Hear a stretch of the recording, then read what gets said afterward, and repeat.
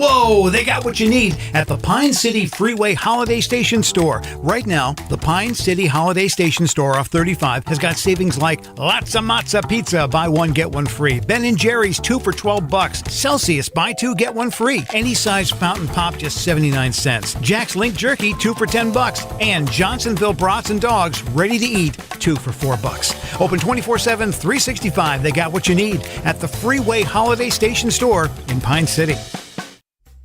Dale's Heating and Appliance, your local heating and appliance expert, is committed to making your family's comfort their top priority. And now you can add water softeners to their list of expertise. Dale's now offers water softener sales or rentals along with installation, service, and salt delivery. So if your home needs quality water, make the call to your already trusted experts at Dale's, or just visit dalesheatingandappliance.com. dalesheatingandappliance.com. Interested in raising funds for your school or organization? Burnett Dairy Cooperative is now participating in cheese fundraisers. Raise funds by selling cheese to your friends and family and supporting our local farmers. Please call us at 715-689-2053 to find out more. Welcome in, ladies and gentlemen, to Brennan Field in beautiful Hinckley, Minnesota for tonight's Eastern Mini League matchup between the Hinckley Knights and the Ham Lake Hornets. Game to go in here, and I'll be bringing you all the action from tonight's game as the Knights have their second game of the week, in which it will feature 5 games for them to play. Already played one as they won last night over the Rum River Bandits 14-4 after 8 innings of play.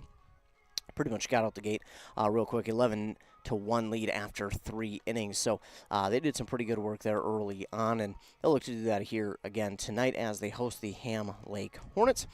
Both these teams coming in, as we take a look, the Hinckley Knights coming in at second place. They were tied for second with the Morrill Blue Devils, but with their win last night, they moved back into second, 1.5 games behind the Princeton Panthers. Hinckley Knights in division player 9-3 on the season, 13-11 overall record, as they do again. Now Sport, after last night, the top scoring team in all of the Eastern Mini League, 174 runs scored this year, and that is very, very good because they have a ton of guys who can get it done. Their runs scored is toward the bottom of the league, but that is something they're improving on as well. I mean, the last month of play, they've really done a good job of holding teams to lower scoring. So we'll see what happens here tonight as the Ham Lake Hornets, they play out of the Eastern Mini South Division. They are last in that division at 0-12 on this season. They've only scored up to this point 27 runs and allowed 188. So looking at just on paper anyways, it should be a good game for the Knights to be able to get some runs in early and often and maybe get out of here early due to the 10-run rule, but you just never know, especially playing here at beautiful Brennan Field. Teams seem to bring out their best when they come out here to play, and why not? It's a beautiful field, probably one of the best town ball fields you may see and or play at, so why not bring out your best when you come here to Brennan Field, a historic spot anyways at that. For the Hinckley Knights are in second in the Eastern Mini North, trying to improve their seeding for playoffs. And after this week, well, that's when it begins, because this is their last week of play. They'll play 5 games here during this week. The first one was yesterday, then this one is the second one. Then they will play on Friday as they host Mac Strength. Then on Saturday, they will host the Isani Redbirds, and Sunday they will once again host another squad in the North Branch Nighthawks. So the Knights, not only do they get 5 games to end their regular season, but all of them get to be played here at Brennan Field. That is a huge advantage for this team. I had a chance to talk with their manager, Ted Haas, about kind of the season that has been up to this point and what he wants from his team going forward, and kind of looking at playoffs a little bit and everything in between as well. So we'll get to that interview in just a moment, but I think first we'll take a look at a few words from our fine sponsors as they sponsor this and every other broadcast. We appreciate them for sponsoring each and every broadcast. We appreciate them as we're out here again at beautiful Brennan Field for the Hinckley Knights, getting set to host the Ham Lake Hornets. A word from our fine sponsors, and then that interview with manager Ted Haas. Does radio advertising work? It just did. Make it work for you. Contact us at wcmpradio.com. Game Day Gilman here, and I'm now joined by the Hinckley Knights manager, Ted Haas. First of all, Coach Haas, thanks so much for joining me. Yes, thanks for having me on. And looking at the last few weeks of play, you had 4 games to wrap up the month of June before having the first week of July off, and then coming back to play the Ramsey Renegades. During that time, it was a little bit of a tough time for the team, a 4-game losing skid. Talk about that a little, kind of what was the mentality of the team, and because you guys were in every single one of those losses right till the very end. Yeah, they were all close games. You know, we had some different lineups during those times, and which is, you know, part of amateur baseball. People are, you know, gone once in a while, and other guys get a chance to play in those situations, and you know, all those people did a really good job. It just we had some really competitive games. We played against some good teams, and you know, the results weren't necessarily what we were looking for, but same time, you know, I think getting some other people some opportunities is a really good thing when it comes down to it. And so at that point, you know, the wins and the losses are not as important then as at the end of the season, and so hopefully we're better for it. Absolutely, and I know in one of our previous interviews you had mentioned how this might be one of the deepest teams that you have, just speaking on the team's depth. I got to imagine that trying to get some of those players playing time before playoffs start in case you need them has got to be kind of a big factor as well. Yeah, you know, there is a rule that, you know, every player has to play in 4 league games, and, you know, with people being you know, out and about a little bit in the summer, sometimes that can be a challenge. I know we got 19 guys in the game the other night, and that's not always easy to do. That's more than, you know, 2 starting lineups. And but what's nice about it is that we have gained some depth over the last few years, and you know, the guys that we put in, we know are very capable ball players, and so it's fun to give and get other people some opportunities, and, you know, see what they can do at times too. Going back to that first initial loss against the Princeton Panthers, that was a game kind of which determined who was going to be the top of the Eastern Mini North Division at that time. That was a good game to watch, good pitching between both sides. But how much did that maybe kind of affect the players, knowing that what was on the line, but also that this could be a team they potentially face once the playoffs start? Yeah, you know, overall, you know, we didn't feel too terribly bad about that game. We're facing Princeton's top pitcher, and you know, we didn't give up any earned runs that game, and so no, we were definitely right in that game, and you know, we feel good about the opportunity to play them again and have a chance to win, and I know they will probably feel the same way, and that's fine. That's just part of the good rivalry we have between Princeton and us over the last few years. We've had some really good ball games with them, and but you know, we feel, you know, at this point that when we get into the region that anything can happen, and we have, you know, as good a chance as anybody at, you know, possibly advancing to the state tournament. Of course, after that 4-game losing skid, you guys were able to come back home and get a nice victory over another league opponent in St. Francis this past Wednesday when you got a 9-0 victory. Again, another great pitching performance from 2 of your pitchers and also some really good batting. This late in the season, how important is it for you to see kind of which pitchers are going to be placed where and kind of how the guys are batting at the plate, not just so much in the RBIs or the extra base hits, but just being smart at the pitches that they're taking and swinging at?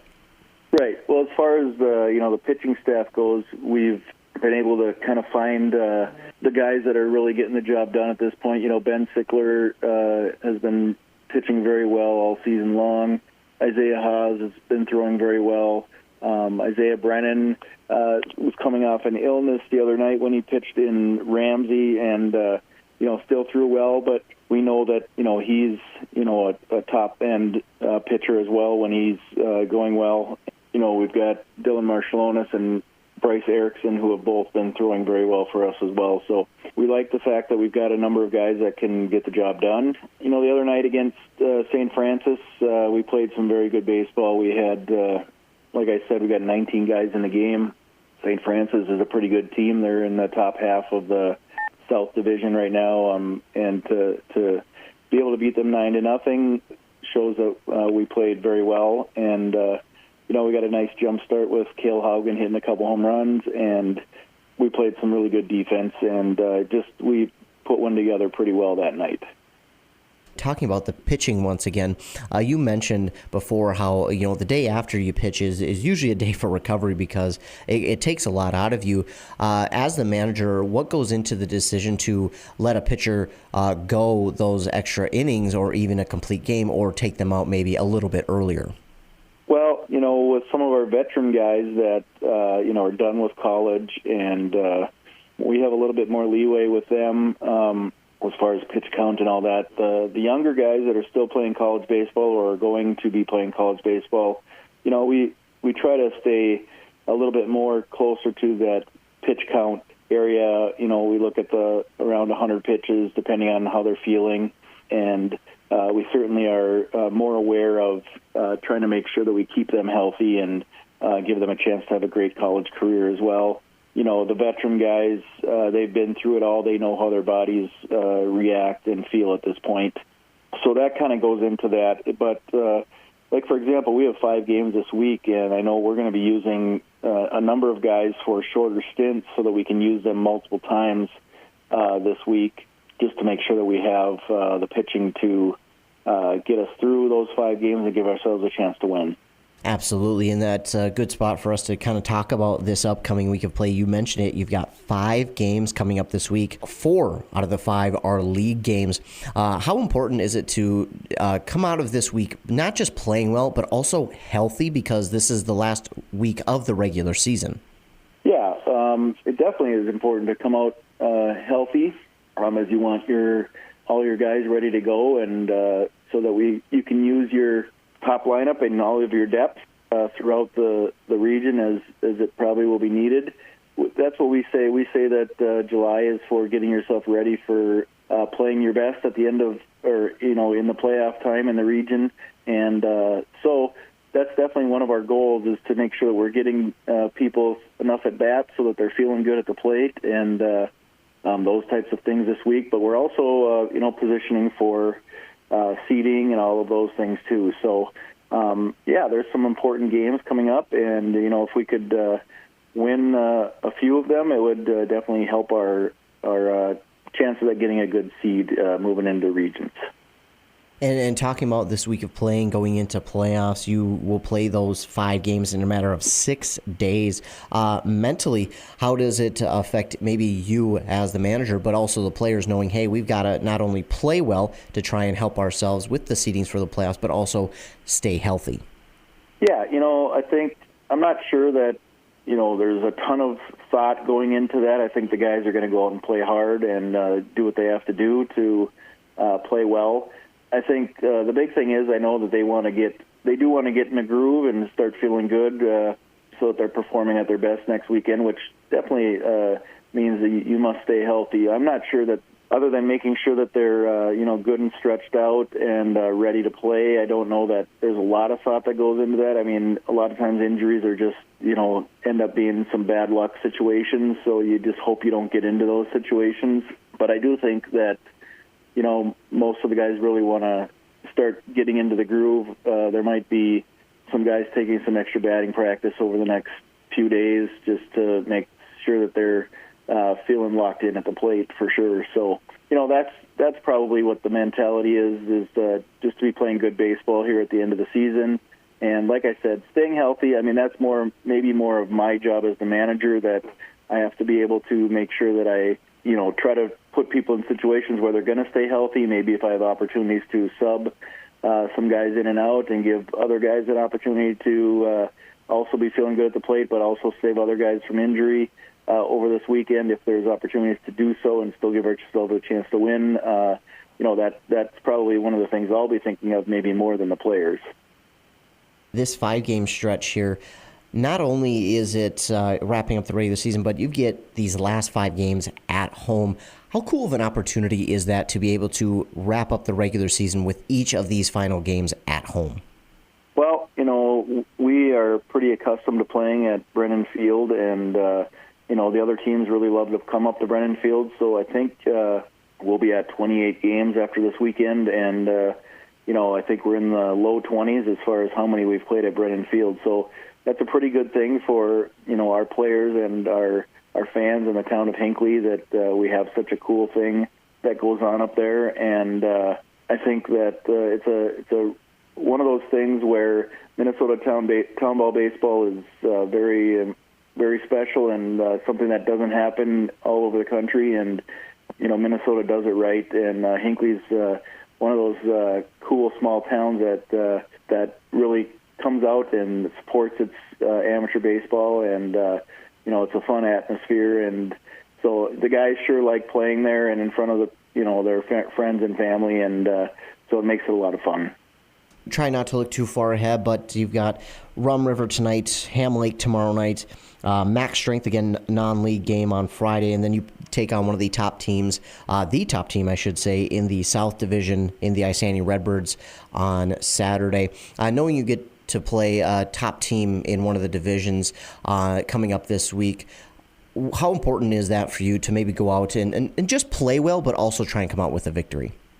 Yeah, I suppose people would say it wouldn't matter a whole lot when it comes down to it with the playoffs starting a week later, as far as, you'd rather win the one in the playoffs. However, it certainly is a nice confidence boost if you do get a chance to beat a really good team. Obviously, if we were going to, choose one to win, we would choose the region one. But, some of the things, too, is, we'll be able to see how some of our guys play against top competition, how they handle some good pitching. I would guess we'll see some really good pitching on Saturday night as well. And, also just prepare guys for seeing good pitching, as that's probably there's probably not going to be a time in the region where people are not throwing their best couple pitchers at us. So, in many aspects, it's going to be a really fun game. And that's also our Hall of Fame night. We've got 3 people going into the Knights Hall of Fame that night, so that'll be a fun night for people to come out and see everything that's going on. Talking about that Hall of Fame night there coming up on Saturday, what all goes into that Hall of Fame night, and are you able to tell us who will be represented in the Hall of Fame here this upcoming Saturday? Yes, so there's going to be a ceremony that takes place at about 6:45, I believe it is, where the 3 inductees will be put into the Hall of Fame, and basically there will be we'll talk about the inductees and tell a little bit about their careers and their contributions to the Knights. That usually we have a nice big crowd on those nights, and some extra people that come in from out of town when their families are coming. So it's a really fun night. And going in on the 20th here will be Kenny Osmus, Jim Marudis, and Jim Jarvis. And in June, Jackie Dunkley was inducted into the Hall of Fame. We had actually a rainout that night, but Jackie still was inducted in that night. But the other 3 will be going in on Saturday. Awesome. Well, thank you so much for the info. It is greatly appreciated. And that is all that I have for you here today. Is there anything else that you wanted to add? No, just other than we appreciate WCMP broadcasting our games and streaming them, and I know that our guys really like having that take place, and a lot of our guys go back and look at the streaming on YouTube and watch their at-bats and things like that, so that's a lot of fun. And just want to encourage people to come on out and watch us play the next 5 games, and then we do host the region. At least we're one of the sites of the region for 3 weekends in a row, so it'd be a good time to come out and watch some really good baseball then as well. So, yeah, we just want to encourage people to come out. Maybe if you haven't been to a Knights game, come out and see what it's all about. It's a really good brand of baseball, very good concessions at our field, and so it's a really good time for everyone. Absolutely. Well, again, Coach Haas, we appreciate you joining me, and thank you so much for taking time to do this interview. Greatly appreciated, and wish you the best of luck here on these final 5 games of the regular season. All right. Thank you so much. Embrace Orthodontics offers a unique, specialized approach to orthodontic treatment with custom braces or Invisalign. The team at Embrace loves getting to know their patients personally and takes the time to make sure all your questions are answered. Their board-certified orthodontists use only the latest in modern technology to give you the best outcome possible. They work with your insurance company and offer flexible financing options to fit your budget. Call today to set up your free exam and see how Embrace Orthodontics can transform your smile. More online at embracemn.com. That's embracemn.com. Back here on WCMP 106.5 FM, AM 1350, and of course live with video at WCMPradio.com. Getting set for our first pitch here in Hinckley, but getting our lineups introduced first for the Ham Lake Hornets and the Hinckley Knights. That's who's doing battle tonight here at Brennan Field in Hinckley, Minnesota. Game day Gilman bringing you all the action. Again, I want to thank manager Ted Haas for doing that interview with us. It is greatly appreciated. Any time that I can get to talk to managers, coaches, head coaches, players, it is always a blessing for me to be able to get to talk to them and just hear what they have to say about the team and the schedule or what has happened and what's coming up for the team the week of or what has happened before, as I mentioned. But again, a huge shout out and thank you to Ted Haas, the manager of the Knights, for doing that interview. We're going to get our national anthem played, and then we'll be back for first pitch here on WCMP. Hi, this is Sarah from Burnett Dairy Cooperative. Do you know about our propane customer referral program? It's simple and rewarding. Refer a qualified new Burnett Dairy propane customer and you'll receive a $100 credit to your account. Terms and conditions apply. Call 715-689-1032 for details and follow our Burnett Dairy General Store Facebook page. Share the warmth with Burnett Dairy, your trusted propane partner. There's just nothing like being on the water, especially on a pontoon. Pine Toon Rental in Pine City has your next outing. Spend the day on the water, whether you want to fish or just float in style. With this 20-footer that holds up to 9 passengers, half-day rentals start as low as $200. Better yet, rent for a full 8 hours, starting at $300. But you've got to reserve your pontoon first. Visit pinetoonrental.com. A Lennox air source heat pump is a high-efficiency air conditioning unit that can also heat your home or business during the spring and fall. It's more economical than heating with propane. Have Dale's Heating and Appliance install your Lennox air source heat pump. Ask Dale's how you can receive up to $1,000 in rebates for your air source heat pump system. And ductless mini splits also qualify for up to $1,000. Visit dalesheatingandappliance.com. Conditions apply. See dealer for details. And back here on WCMP 106.5 FM, AM 1350 Game Day. I'm going to bring you the action here from this Eastern Mini League game between the Ham Lake Hornets out of the Eastern Mini South and the Hinckley Knights out of the Eastern Mini North Division. Knights, with their win last night over Rum River, moved back into second place, 1.5 games behind the Princeton Panthers. So, a big win there last night for the Knights of Hinckley. And we get set for first pitch here in this game as teams go back to their dugouts, get their final words of encouragement, and then we'll be set for play here as we'll take a look at who the starting lineup will be, with the Hinckley Knights taking the field first once they are finished talking things over there in the dugout. Once they take the field, it will be on the mound. Starting for the Knights will be Bryce Erickson. And catching for him will be, of course, number 3, Trevor Johnson. Then over at first will be number 16, Sean Osmus. At second, it will be number 20, Cale Haugen. At third, it's going to be number 21, Isaiah Haas. And at short, it will be Isaiah Brennan. We're in that number 15. Then in the field, out in the left, it will be Max Sickler. We're in number 18. In center, number 30, TJ Johnson. And then out in right, for the second night in a row, it will be number 32, Bryce Hip. Again, the Knights started out their game hot last night, and I mean hot. 11 runs in the first 3 innings of play, as they got out to that 11-1 lead over the Rum River Bandits. Rum River wouldn't go away quietly, though, as the Knights had an opportunity to take a 10-run lead after 7, but the Bandits just would not go away quietly. And they held on at least for one more inning. That's when the Knights would go into the 8th and score the 2 runs that they needed. And literally walking it off, Griffin Steele at the plate drew a walk to walk home the game-ending run to make it a 14-4 victory for the Hinckley Knights. Beautiful night here for baseball up in Hinckley at Brennan Field. I mean, it is gorgeous out here this evening. It's 71 degrees, light breeze out there. Low 48 tonight, so it's going to get chilly here once the sun sets. Pretty darn chilly. It feels more or less like a spring game than it does summer, much like we've seen the last couple of summers, but we'll take it. It's a beautiful night for baseball because then we get back to the 80s here tomorrow and the weekend. But we will take a beautiful night of baseball with the Knights hosting the Ham Lake Hornets.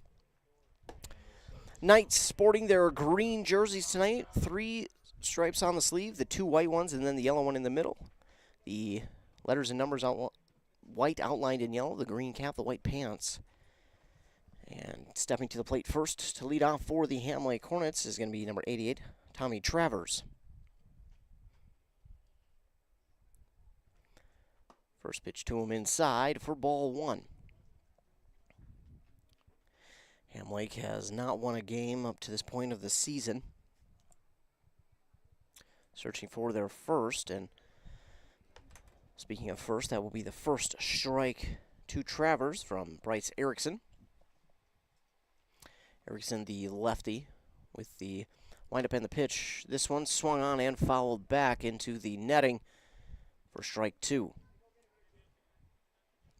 Hornets wearing their all-black unis.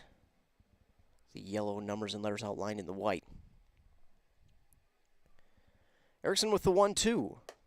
In there for strike 3, and Travers will go down looking for out number 1. Now coming to the plate, number 1, Owen McGeary.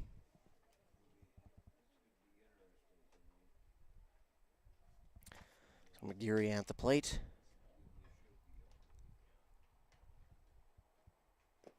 First pitch is low for ball 1.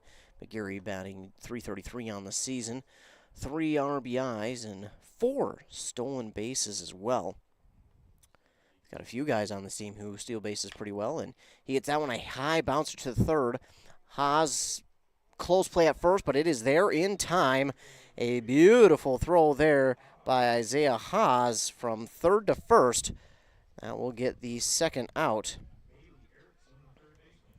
of the top of the first as we take a look at the instant replay as well. On that one, a few guys on the team who steal bases pretty well. That one bounces that one high, bounce to the third. Haas, he throw over. Close play at first, but it is there in time. So now with 2 down, it's Bailey Erickson to the plate. First one is ball 1 to him. He wears that number 57 on the back of his jersey. Here's the 1-0 pitch from Erickson. That one swung out to straightaway center. T.J. Johnson on it, grabs it for out number 3. 3 up, 3 down. Go the Hornets. And that will be it for the top of the first. When we take another look at the replay on that flyout to end the top of the first. Here's the 1-0 pitch from Erickson. That one swung out to straightaway center. T.J. Johnson on it, grabs it for out number 3. And a good grab from T.J. Johnson. So we'll move forward to the bottom of the first. And taking a look at the lineup defensively for the Ham Lake Hornets on the mound tonight for them. Where number 23 will be Jack Hoekman. And behind the plate catching for him will be number 14, Dylan Titterud. Then over at first, it'll be number 10, Matt Schwartz. At second, Leaf Ryla. Or number 8. Then at third, it will be number 57, Bailey Erickson. And at short, number 1, Logan McGeary. Then the field, it will be number 9 in left, Drew Kruger. Out in center, it will be number 88, Tommy Travers. And in right, it will be number 7, Jordan Ferraro. And that is how they will line up here this evening, will the Ham Lake Hornets.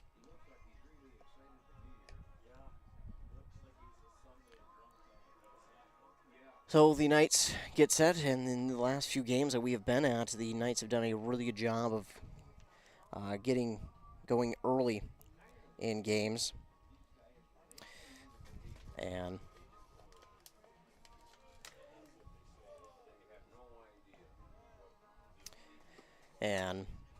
will be interesting to see if they are able to get off to that hot start again tonight. As again, the Ham Lake Hornets, unfortunately on the season, do have the bottom in scoring, and in both categories, scoring offense and runs allowed. So we'll see if the Knights can't get off to the hot start once again in this game.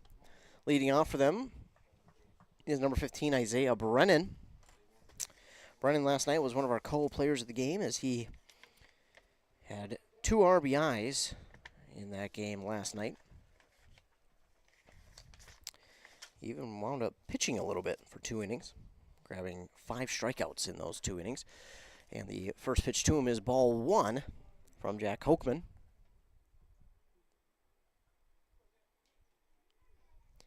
Here's the 1-0 pitch. That's low for ball 1, or 2, excuse me.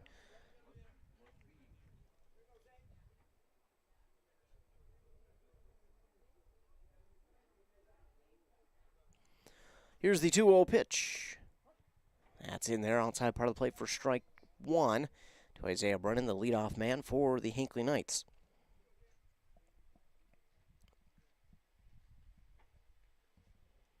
Here's the 2-1.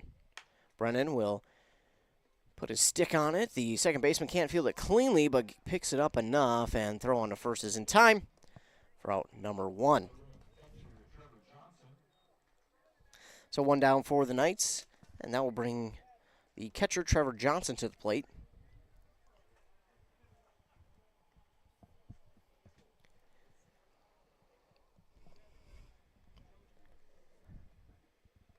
Knights looking for their 3rd win in a row.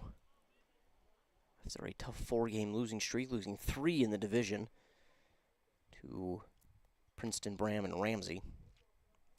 The first pitch here to Johnson's outside for ball 1.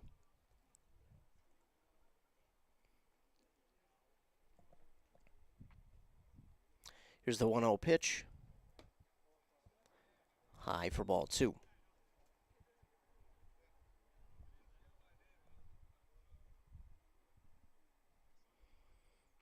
Hochman sets and delivers the 2-0 pitch.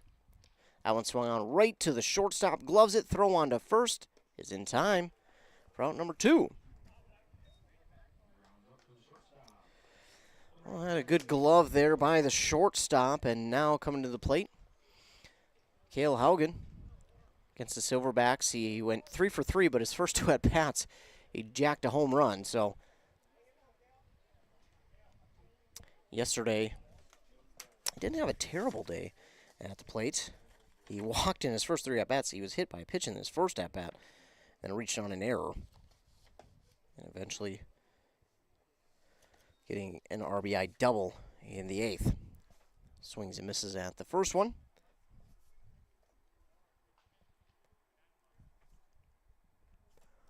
Here's the 1. Turns on that one, but it goes foul down the first base line for Cale Haugen.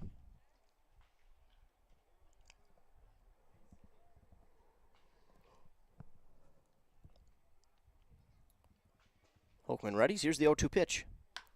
Haugen gets this one out towards right field, and that's going to get down. That'll be extra bases. A 2-out hit by Cale Haugen. He's going to round second. He's going for 3. The throw into third, not in time, and Haugen is safe on the slide with a 2-out triple. So Haugen gets a hit in his first at-bat, and now 90 feet away in Isaiah Haas at the plate. He also had a decent game yesterday, getting 2 RBIs.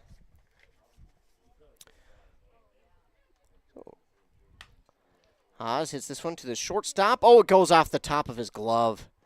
And an error will bring home the run. So an error, but the run scores. And the inning will continue. So a play that probably should have been out number 3 winds up scoring the first run of the game. And now Bryce Hipp to the plate. He was our co-player of the game yesterday as well. 2 down, a runner at first. Here's the pitch to Hipp. That one's inside low for ball 1.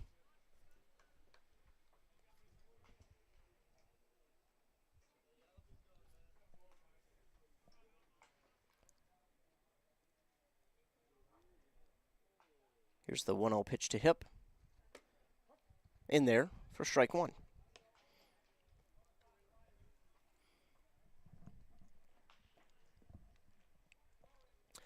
One now for Hipp. Oakman checks the runner at first. And here's the pitch. And that one softly fouled off the first base line.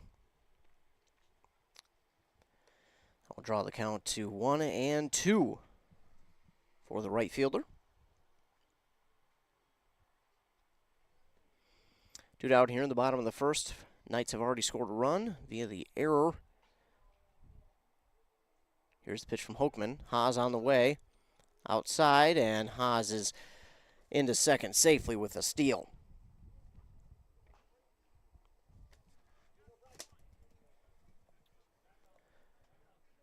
So runner at second, 2 down, 2-2 count for Hipp. Hoekman sets and delivers. Hipp will give this one a ride out to left center. Center fielder got a good read on it, and he grabs it for out number 3. Well, 1 hit, 1 run for the Knights. And an error by the Ham Lake Hornets. And after the first full inning of play, the Knights lead 1-0 on that Embrace Orthodontics scoreboard. And they will look to add on more. But first, they've got to go on defense as they make their way back out to the field. We'll take a commercial break, and we'll have the second inning of play when we come back. You're listening to Tom Ball here on WCMP. Arrowhead Transit plays a pivotal role in bolstering the communities it serves. By providing accessible and reliable transportation, they ensure essential travel for work, education, and healthcare. Arrowhead Transit is customer-centric, continuously evolving to meet the needs of the community with initiatives like community outreach programs, job fairs, and educational workshops and more. Arrowhead Transit is more than just a transportation service. It is a vital part of the communities it supports. Your connection, your community. Arrowhead Transit. Your ride. Untangling your headphones, finding the right remote, saying goodbye to your favorite shirt that hasn't fit in 10 years. Why are simple things sometimes so complicated? Thankfully, with Auto Owners, insurance doesn't have to be one of them. Auto Owners works with independent agents who live in your community and answer when you call, so you can worry about more important things, like finding a new favorite shirt. That's simple human sense. Visit Town & Country Insurance today at townandcountry-ins.com or stop in our offices in Finlayson, Hinckley, and Mora.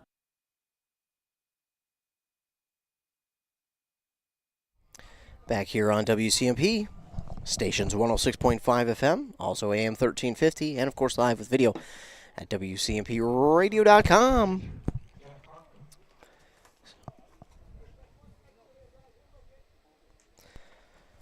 As we begin the top of the second inning, leading off for the Hornets will be Jack Hoekman.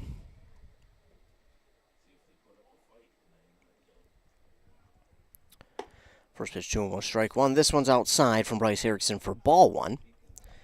And that makes it a 1-1 count. Erickson with the pitch. That stays outside for ball 2.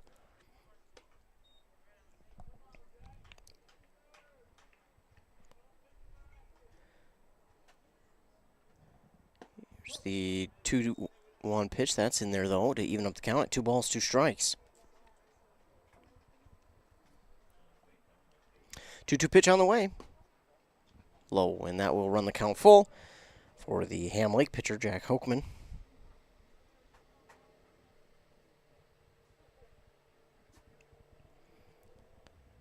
That one swung on and missed for out number 1. And now coming to the plate for the Hornets will be Matt Schwartz, sporting the number 10.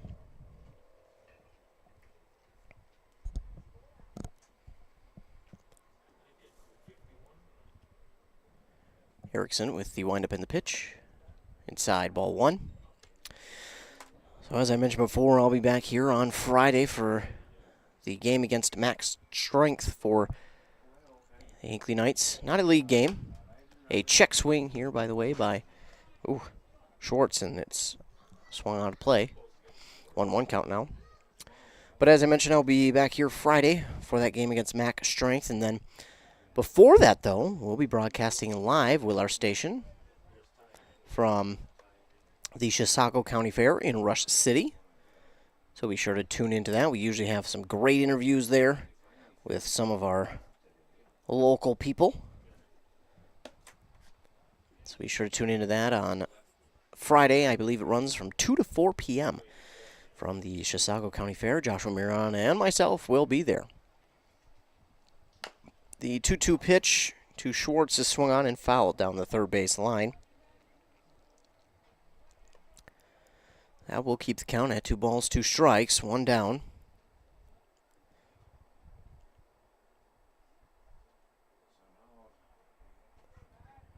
Erickson with the 2-2. In there on the outside part of the plate, he gets him looking for out number 2. 2 down now for the Hornets and Leaf Ryla.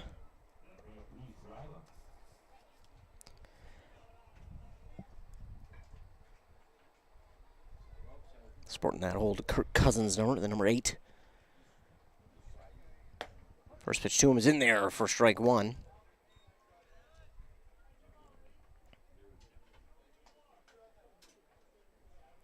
Here's the 0-1. Outside. Ball 1.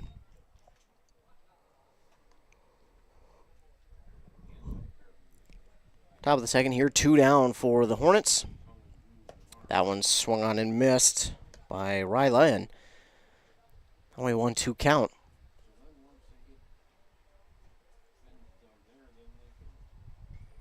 Here's the pitch. In there, and it'll get him looking once again for out number 3. So 3 up and 3 down.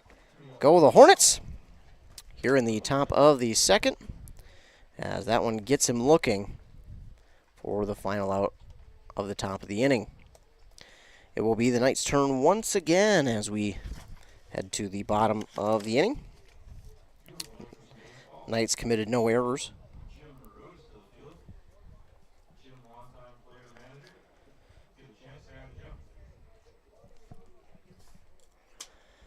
As we move forward here in this one, the Knights have 3 more games here this week.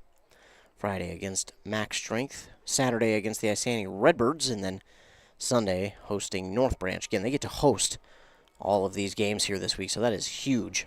And in case you didn't hear that pregame interview with Knights manager Ted Haas, he talked about how they'll have a Hall of Fame induction here on Saturday. They'll be inducting 3 into their Hall of Fame Saturday, so we'll be here for that one. Be sure to tune in as they'll be inducting 3 members into the Knights Hall of Fame here on Saturday. And they'll be hosting one of the, in fact, the top team in the Eastern Mini-South, the Isani Redbirds, who just year in and year out continue to be one of the best teams.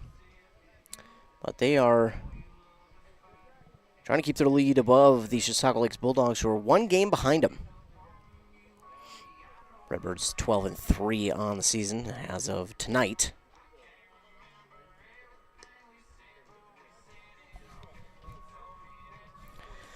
As we get set to begin the bottom of the second, leading off for the Knights will be T.J. Johnson.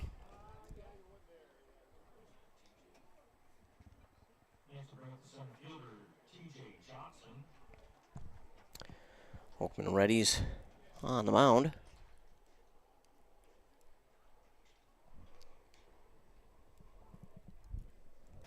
And the first pitch to him is inside. Just missed the elbow.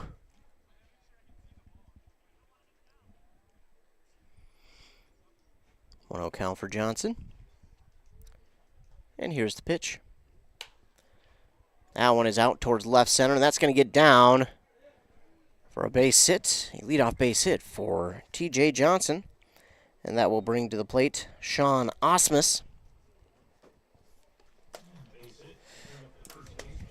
Osmus last night flew out in the second inning and then had 2 straight innings and where he hit that ball pretty darn hard. He had a double and then a single last night and eventually scored on both of those hits.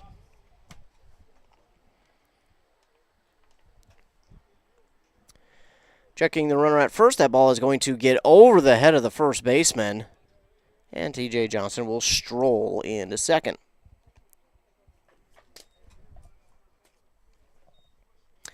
So another error added on to the Hornets. We had quite a few errors last night as well between Rum River and Hinckley. Hinckley will look to clean that up a little bit here this evening as Osmus watches that one go by for ball 1.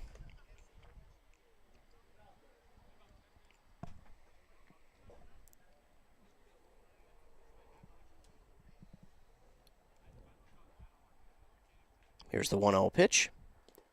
Bouncing, and it will get away from the catcher. Not sure where it went, and he now finds it. And T.J. Johnson will get to third easily. Now the leadoff man at third for Sean Osmus, dealing with a 2-0 count. And his first plate appearance of the night.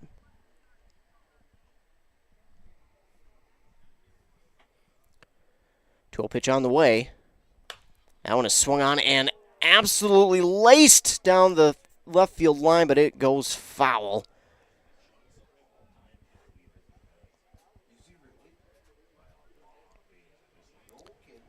Two 2-1 now for Sean Osmus. And here's the pitch. That one swung on and hit out towards left field. The left fielder on it, tracking it back it goes. It will hit the fence and fall, but it's going to be a RBI double for Sean Osmus.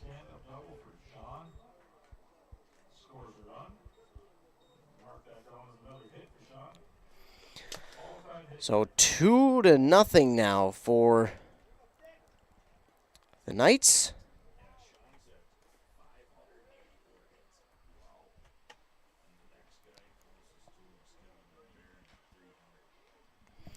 And it now brings to the plate the lefty, Brady Johnson. He watches that one go by low for ball 1.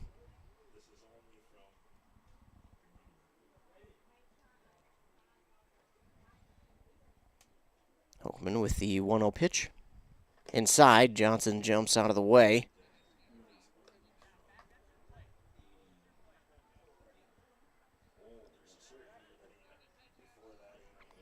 Two-0 now for Johnson. Hoekman gets set. And here's the pitch. Swinging and a miss from Brady Johnson. Brady Johnson last night 0 on the Knights. Looking to change that here. 2-1 count for him. Hoekman sets and delivers. Tries to turn on one, but that one's hit down the first base line. Foul. To even up the count at 2 balls, 2 strikes. Runner at second, nobody down.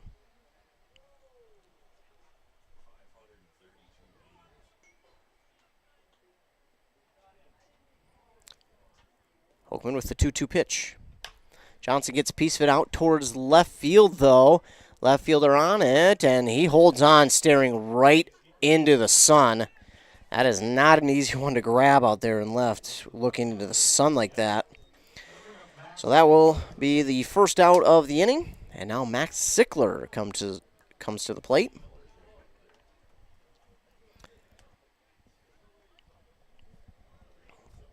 Sickler didn't have a great night last night, but it's the beauty of this week for any of the Knights players. You get more than one opportunity.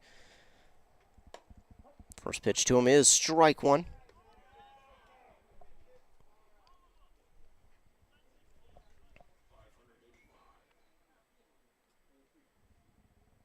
Here's the 0-1. Sickler tries to get that one. That one is popped up into foul territory for the catcher, Titterud, and he makes the catch. Wow. That's a nice catch there by the catcher, Titterud. That's not easy either. So now 2 down all of a sudden for the Knights with Isaiah Brennan coming to play as we switch back to the top of the order. Still Osmus at second, 2 down.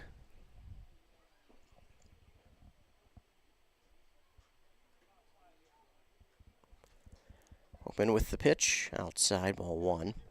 And that does get away from Titterud. Osmus into third, standing up, doesn't bother to slide.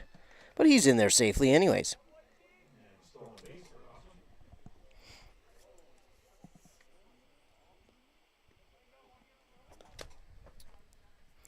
So runner at third now, and a 1-0 count for Brennan. That one's outside for ball 2.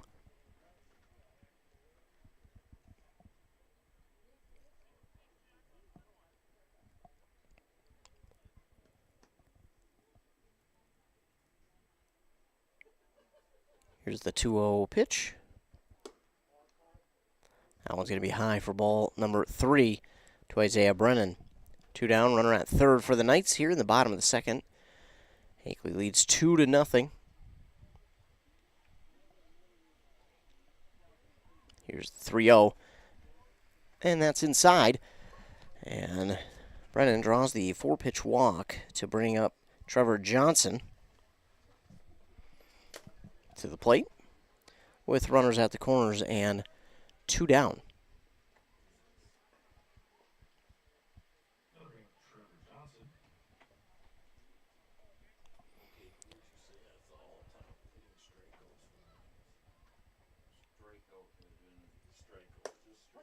That one's in there on the outside part of the plate for strike 1.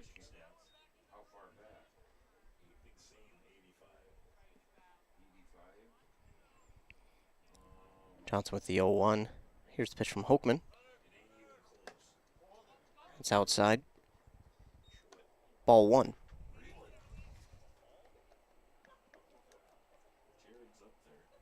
And Isaiah Brennan steals second. So now both runners in scoring position. 1-1 count for Johnson. Here's the 1-1 pitch, bouncing in the dirt. And make it a 2-1 count.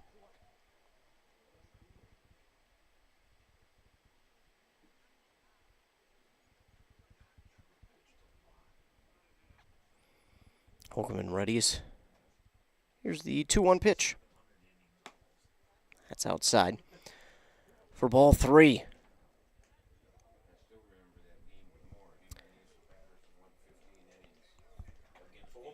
Three 1 for Trevor Johnson.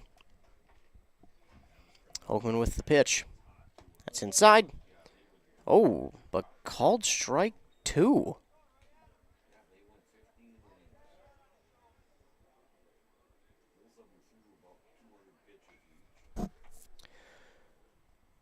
So here's the full count pitch to Johnson. That's high, and that'll be ball 4.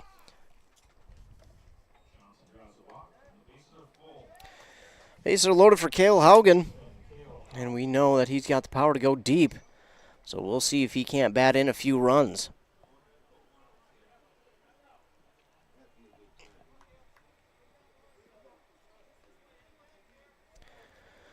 Haugen settles into the left-handed batter's box. Here's the pitch. Oh, and it got him. So he'll be hit by pitch, and that will bring home a run anyways. So he didn't even have to swing the bat, and he brings home a run.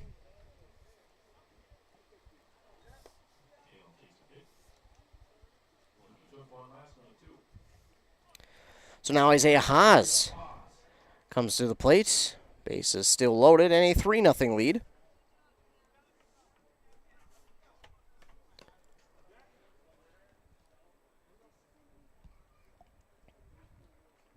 Hoekman readies. Here's the pitch to Haas. That's low for ball 1.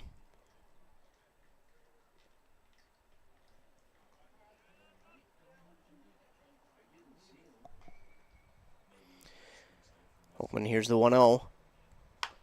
And that one's on the ground. It's going to leave the infield. The shortstop dives at it, stops it just past the infield dirt, and it will bring home 2 runs. So a 2-run single for Isaiah Haas.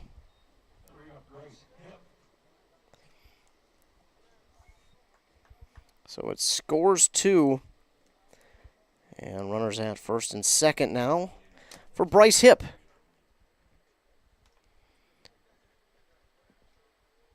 And it is now a 5-0 lead for the Knights. First pitch to Bryce Hipp is in there for strike 1.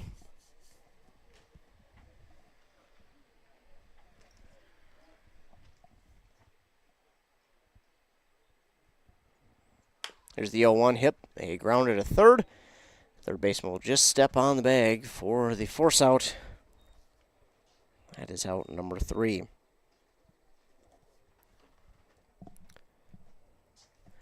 Well, 3 more hits, 4 more runs come across the board for the Hinckley Knights. Another error committed in that inning by the Hornets. And with that, we will move to the top of inning number 3. But first, we'll hear a word from our fine sponsors here on WCMP. Sean here from Burnett Dairy Cooperative. We care about your comfort and safety. Regularly checking your propane gauge is critical, and when it reaches 30%, it's time to give us a call at 715-689-1032 to request a fill. Reliable service from your local cooperative. Burnett Dairy, your trusted propane partner.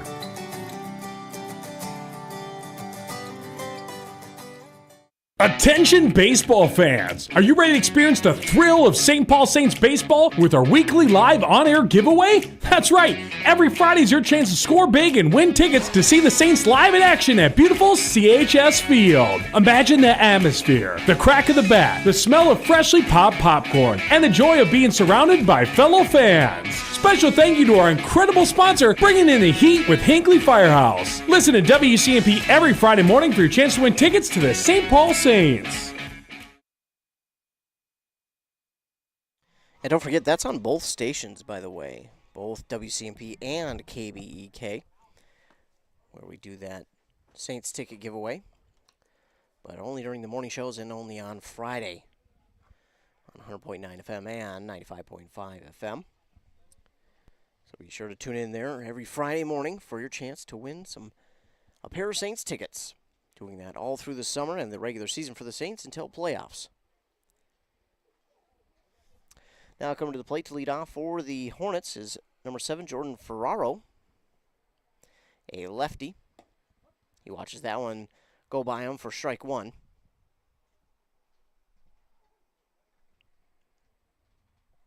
Here's the 0-1, just inside for ball 1.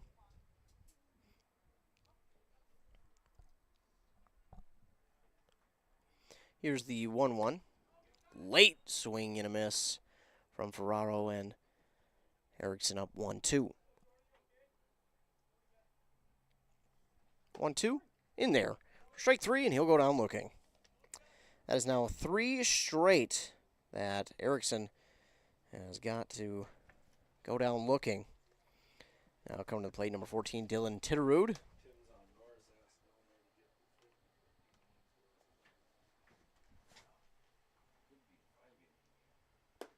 And that one is swung on and missed by Dylan Titterud.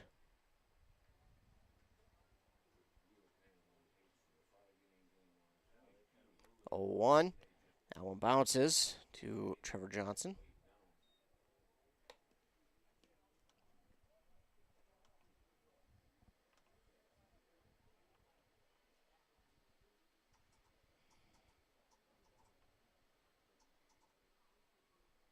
That one swung on and right at the shortstop, Brennan.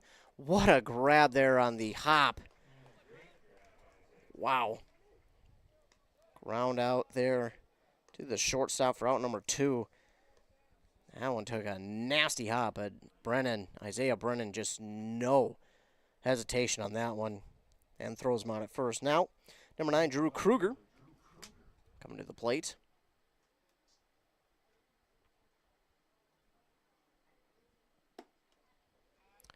First pitch to him is ball 1.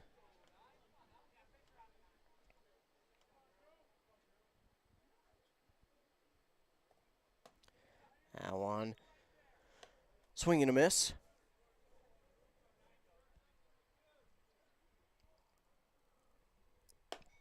And that one's ball 2. Kruger gets a loud cheer from his dugout, holding off on that one. Here's the 2-1 from Erickson. Swing and a miss. Even up the count at 2-2.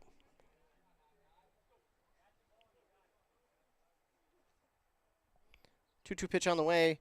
That's in there, and yet another one will go down looking.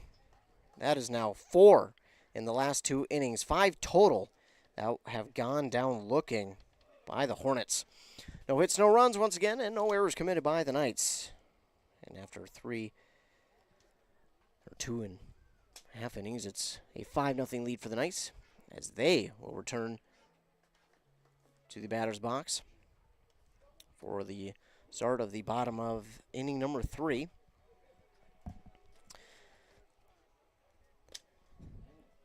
Don't forget to check out our website. We've got a bunch of deals there. Here, I'll help you out. Go to WCMPradio.com. That'll be the first thing you do.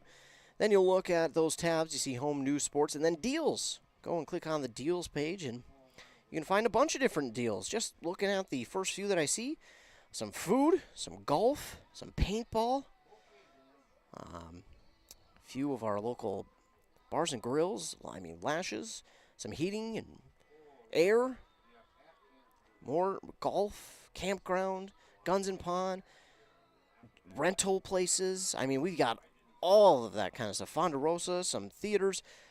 Oh my goodness, we've got all that on our deals page and more. So be sure to check out our deals page at WCMPradio.com. Go to the deals tab or just go to WCMPradio.com/deals. Look at all the deals on there. We've got a bunch of them.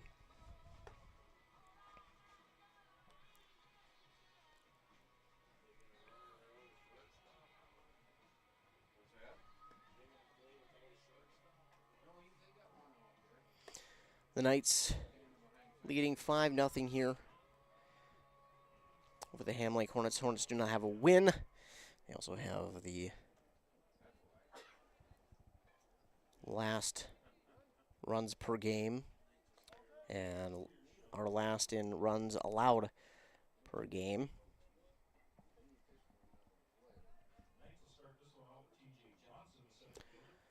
So we get ready for the bottom of the third. It's T.J. Johnson coming to the plate. Singled and scored last inning. It's part of their 4 runs.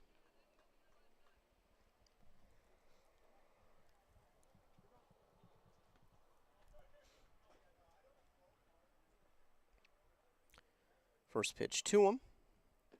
It's low for ball 1.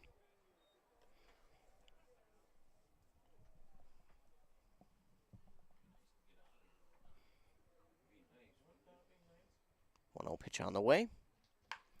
T.J. Johnson turns on that one, but it's foul down the third base line.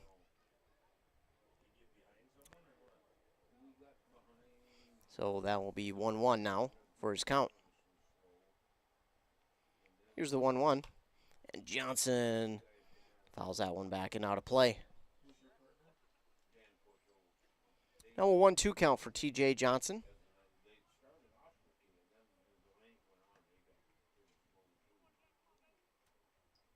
Here's the 1-2. Johnson gets a piece of that one. Shortstop gloves it, but he won't have a play at first. So another single here for T.J. Johnson. And now making his way to the plate, Sean Osmus, who hit a double, plus he batted in the run.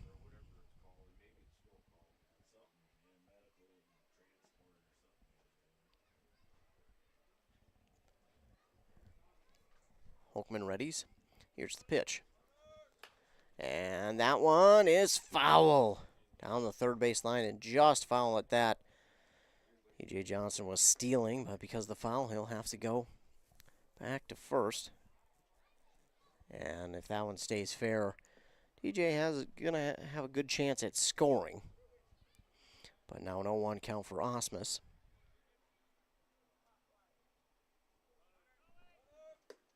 That one is in there for strike 2, and then the catcher dropped it, and that will allow T.J. Johnson into second standing with the steal.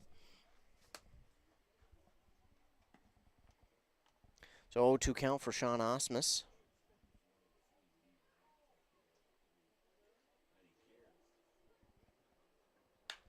That one is hit. Beautiful hit, and that will be a base hit for Sean Osmus as T.J. Johnson will stop at third. And now making his way to the plate, Brady Johnson. 0 in his last couple games. He looks to change that here with a swing of the bat.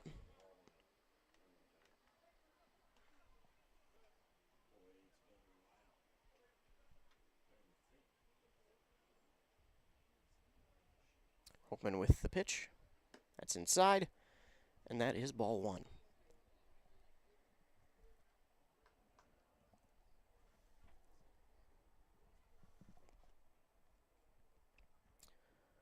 One 0 pitch to Johnson. He swings and fouls that one back.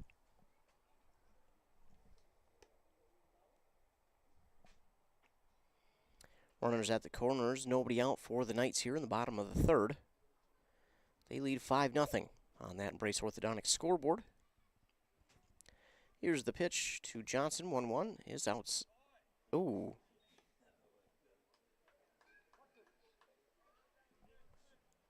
Called strike 2.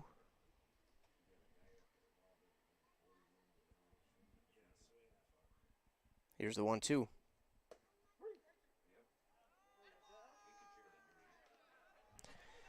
That will be strike 3. Out number 1 gets him looking.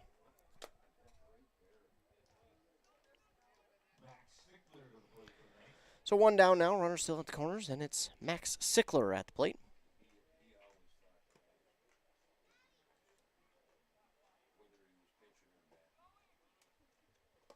That's inside on Sickler, and Sean Osmus will steal second.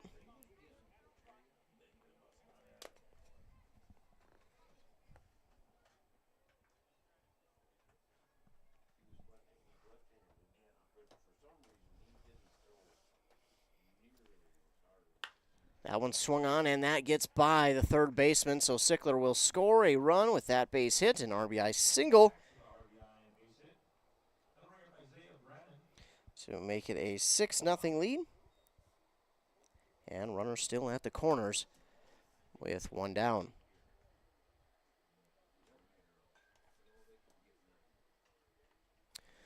So now back to the top of the order, Isaiah Brennan. This will be his 3rd straight inning in which he will be at the plate. First pitch to him is outside, and Max Sickler is into second standing with yet another steal. Knights trying to continue to add on to their lead, make it an early night. That one is ball 2, outside.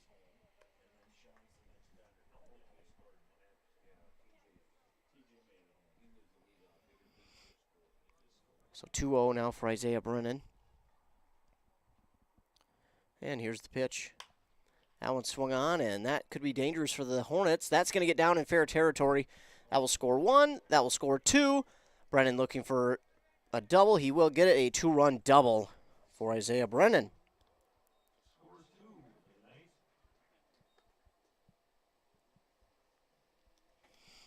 So that will score 2 more runs and make it 8-0 with a runner on second and 1 down.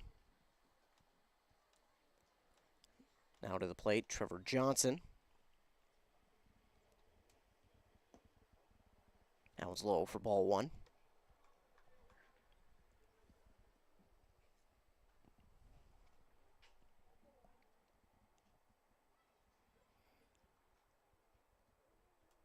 Here's the 1-0 pitch. That bounces to the catcher for ball 2.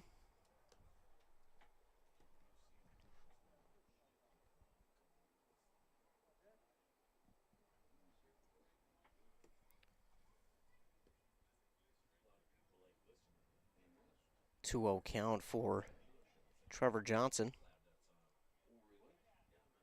And here's the pitch.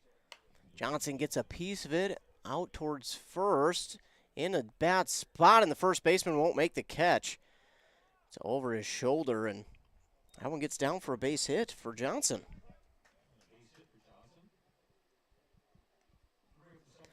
So now Cale Haugen comes to the plate. Looking to put one in play. Tripled in the first, then hit by pitch just last inning. One down, and runners at first and second. Hoekman with the pitch. And Haugen looking for the big swing, but misses.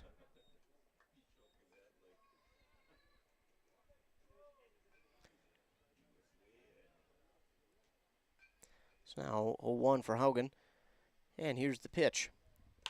And he gets a piece of that one, and that is going to just get by the infielders. And they're going to try and send a runner home. They will get him home, so an RBI single for Cale Haugen.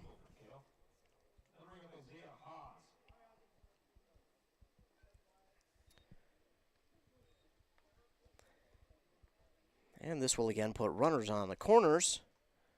With only one down, and now to the plate, Isaiah Haas. 2-run single last inning. First pitch to him is ball one.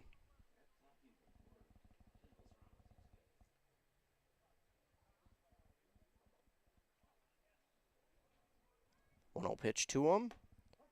In there for strike one.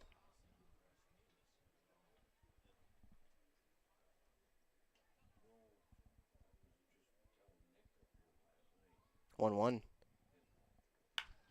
That one, oh my goodness, right at the third baseman.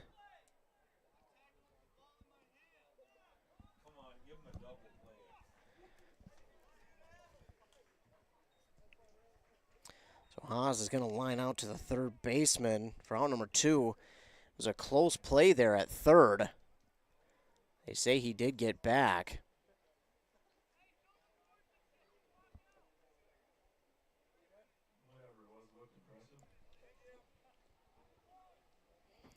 So 2 down now, runner still at the corners. Bryce Hipp at the plate.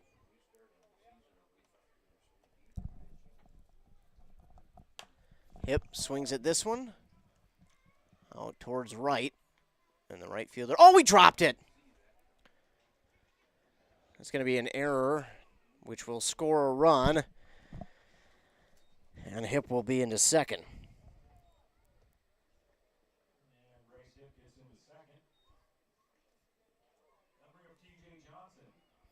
So the error will allow Hipp into second, and now T.J. Johnson will bat for the second time this inning. That one fouled by T.J. Johnson.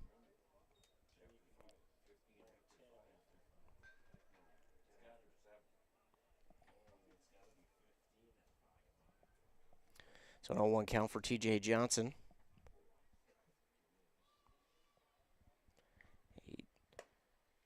That one's outside for ball one. A 10-0 lead for the Hinckley Knights.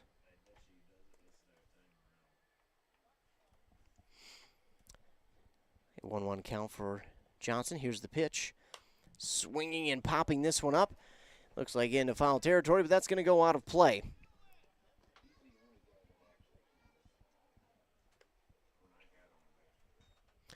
Now a 1-2 count for T.J. Johnson in his second at-bat of the inning.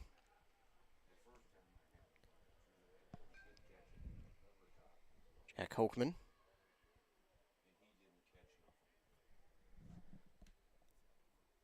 Readies? Here's the 1-2. Outside. That'll even up the count at 2 balls, 2 strikes.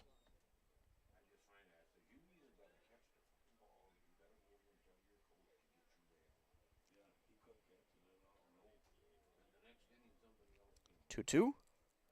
Pitch on the way. And T.J. Johnson will foul that one out of play. And the count remains 2 balls, 2 strikes.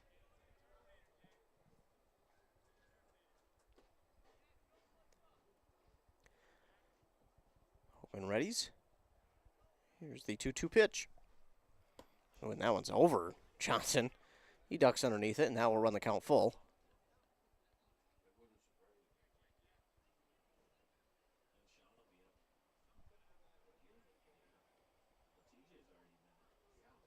Here's the 3-2, and foul down the third base line.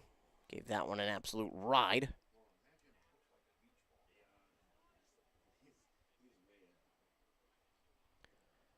So full count now for TJ Johnson. Runners at second and third, 2 down. Here's the pitch. And that'll be strike 3.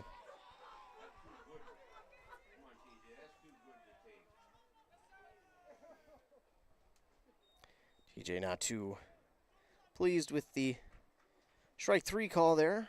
It is strike 3, no less. So that will do it for inning number 3. The Knights had 5 more runs and now have that 10-0 lead.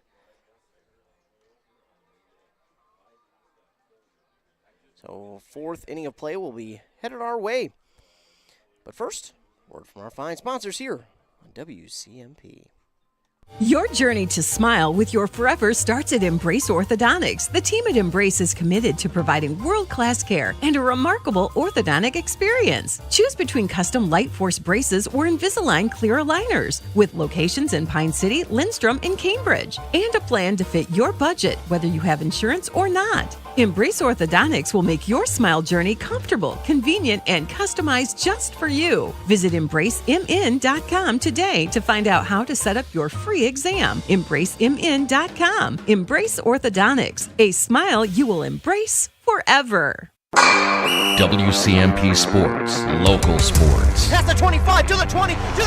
He's going to high step into the end zone. Touchdown! Slips one, slips a second, able to get away for Sluka. Back underneath, far side, and a goal! To the lane and just gets the roll. Wow. Pine City, Mora, Hinckley, Finlayson, East Central, Bram, Rush City, Malacca, North Branch. Find out who's playing next at WCMPradio.com.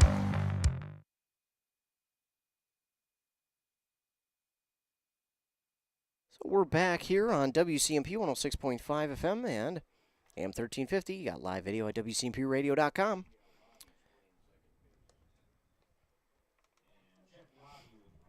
So we've got a couple changes. As Jeff Lottie moves out to second. Looks like someone new out in center. So a couple changes here for the Knights as we start at the top of inning number 4.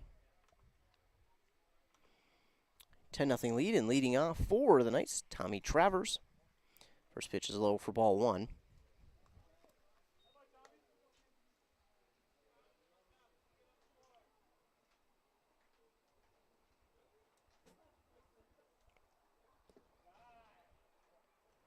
That one's low as well, 2-0 now for Travers.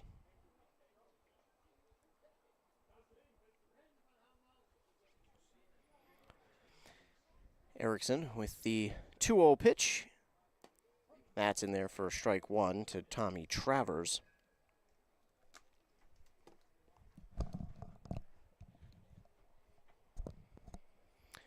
And Erickson with the 2-1.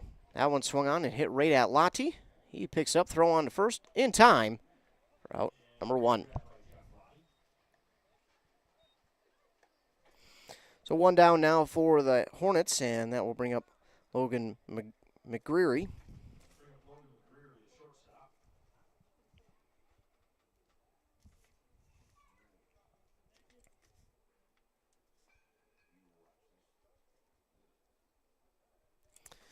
McGreary 0 for 1 on the day, grounded out back in the first. That one's ball 1 to him.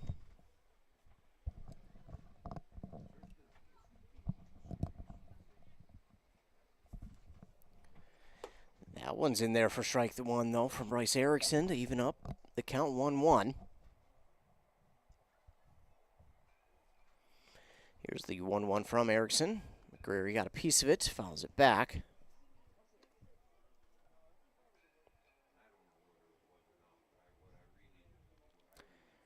Erickson readies. Here's the 1-2 delivery. That one swung on, popped up behind the plate, but it's going to go out of play.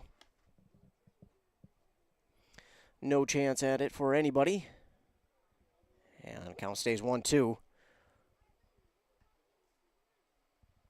That one swung on, popped up again. Trevor Johnson over in foul territory, grabs it for out number 2. 2 up, 2 down, and Bailey Erickson comes to the plate for the Hornets.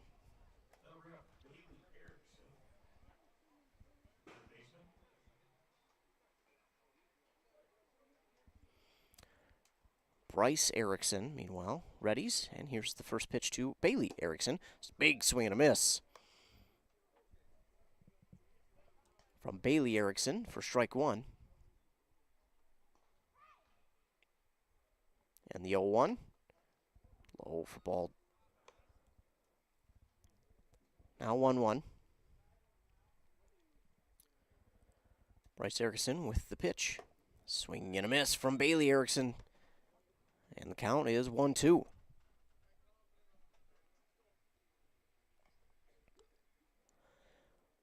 Pitch on the way, swing and a miss by Bailey Erickson, and that will end the inning. 3 up, 3 down. Go the Hornets, no hits, no runs. And no errors committed by your Hinckley Knights. Knights leading 10-0 here. They need 5 more runs in the 4th, and then 3 more outs in the 5th. Get us on out of here early. We'll have to wait and see what they're able to do as they get back to the plate. It will be Sean Osmus who is set to lead off for him here in the bottom of this 4th inning. As mentioned before, it's a 10-0 lead for the Knights. And looks like we might have a new pitcher for Ham Lake. If I'm seeing it correctly, Logan McGreary, looks to be the new pitcher. So he will be. So McGreary will move to the pitcher spot here in inning number 4.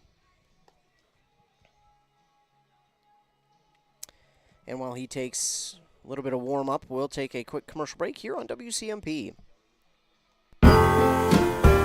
At Walia Health, your eye health is our passion. With cutting-edge technology and a team dedicated to your well-being, we're here to ensure your eyesight shines bright. From diagnosing and treating conditions like cataracts and glaucoma to helping you find the perfect pair of glasses or contacts, we've got you covered. Schedule your appointment today at waliahealth.org or give us a call at 320-679-2020. Let's keep those eyes sparkling together.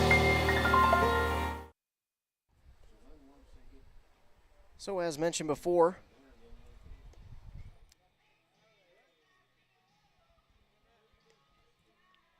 the Hornets will go with a new pitcher, Logan McGreary, with the new man on the mound. And Logan McGreary on the season has pitched 10 innings, has a 38.7 ERA, 4 strikeouts, has allowed 43 earned runs and 38 hits. Again, Sean Osmus will lead off for the Hinckley Knights to be in the bottom of the 4th.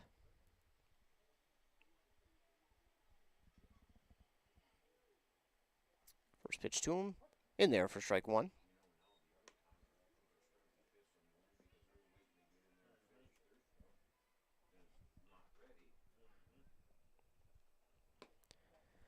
The 0-1 is low, to make it a 1-1 count for Sean Osmus. And at this point in the game, Osmus is 2 for 2. That one is outside for ball 2 to him.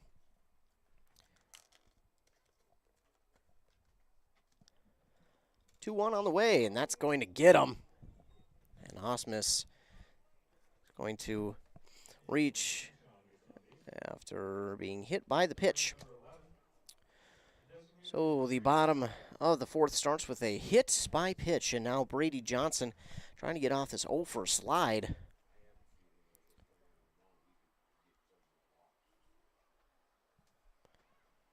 That one's outside for ball 1 to Brady Johnson.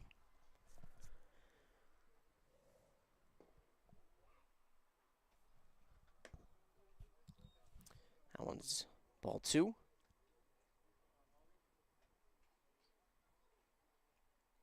Here's the 2-0 to Brady Johnson. Gets a piece of it and fouls it out of play.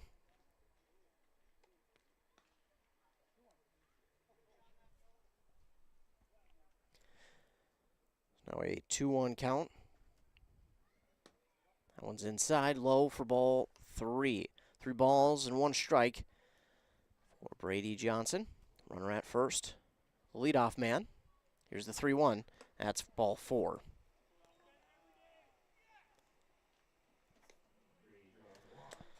So runners on first and second now for Max Sickler. Just had an RBI last inning. He'll be looking to do so again. With nobody out. Logan McGeary, first pitch to him. It's inside. And that'll be ball 1.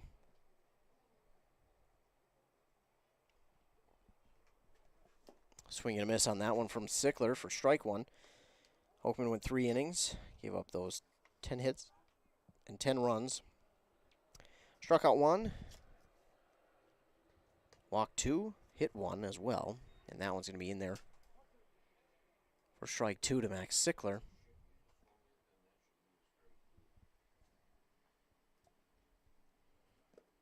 That one's going to bounce into the glove of the catcher for ball number 2. Evens up the count, 2 balls, 2 strikes.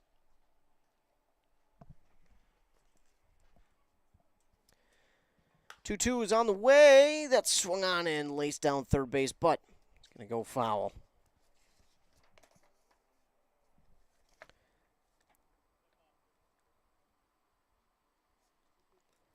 So count remains 2 balls, 2 strikes for Max Sickler. Got a piece of that one again and fouls it off.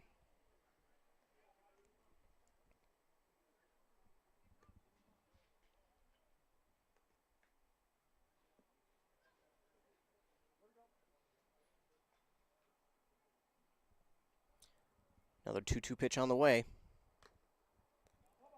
And Sickler will just get a piece of that one to foul it. And his count stays 2 balls, 2 strikes. Battling up there is Sickler. Runners at first and second. Gets a piece of that one. Now one out towards center, and it's going to get down for a base hit. And everybody is safe. So a single there from Max Sickler to load the bases, and it brings up Elliot Blatz to the plate. He'll be batting for Isaiah Brennan here in the 4th. Brennan had yet another good game. 2 RBIs, walked and scored a run as well. Blatz swings and fouls that one off.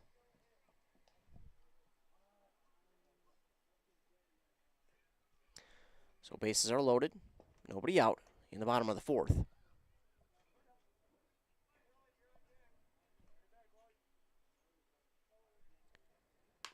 Blatz gets a piece of that one to the shortstop. Should have been a double play ball, but it bounces from the shortstop's glove. That'll be 1 and 2 runs on the error.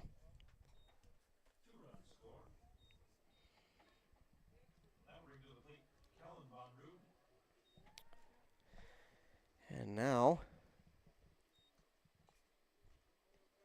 Kellen Von Ruden to the plate for Trevor Johnson.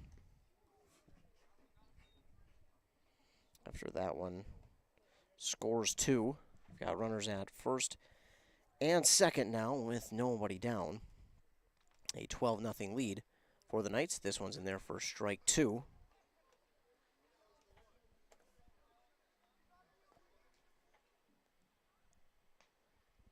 Swing and a miss from Ron Ruden. That will be a strikeout.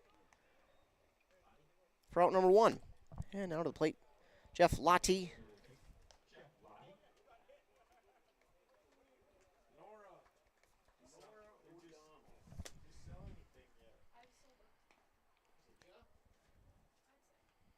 So that is out number 1. This one's high to Jeff Lottie for ball 1.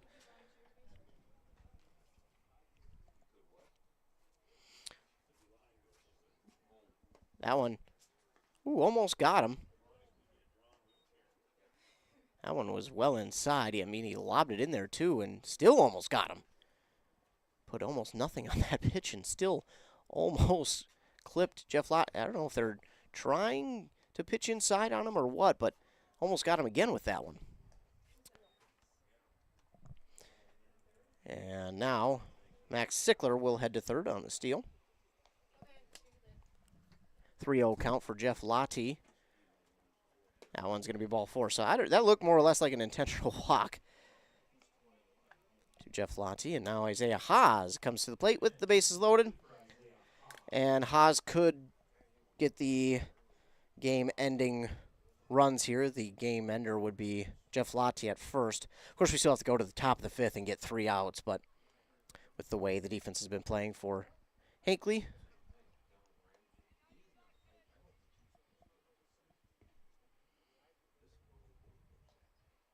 0-1 now for Haas. That one's outside.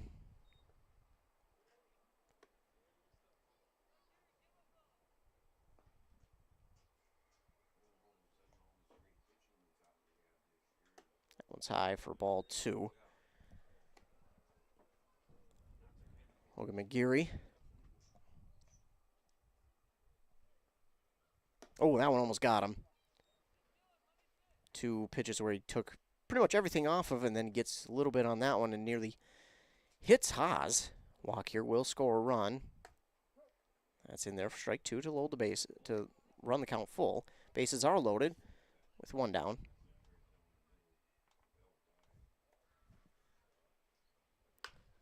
Swung on, should be double play ball. They throw on to third. It is in time, but the run from third will score.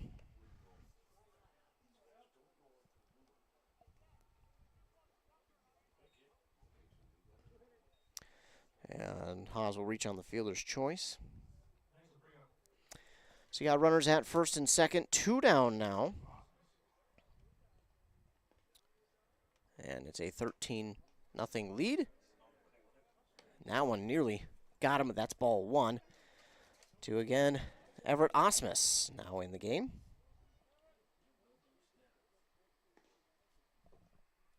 That one's a ball 2.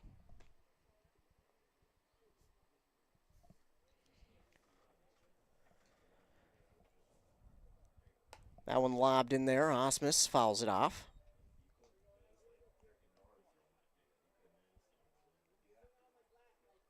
Two 2-1 now for Everett Osmus. Again, runners at first and second. And Osmus fouls that one.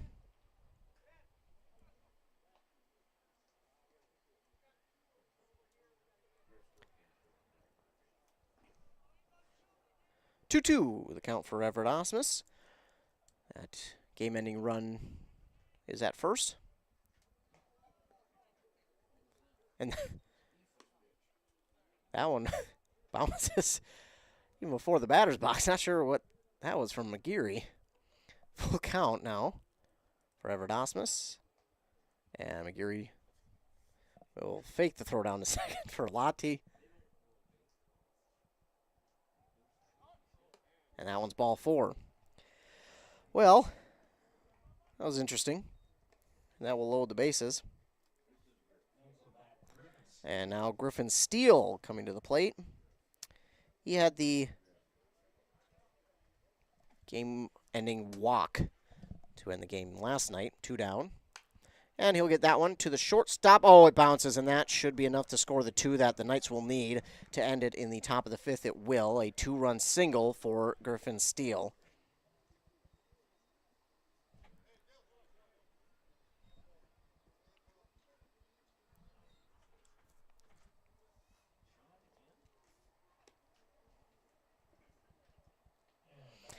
And now Sean Osmus will come to the plate for the second time this inning.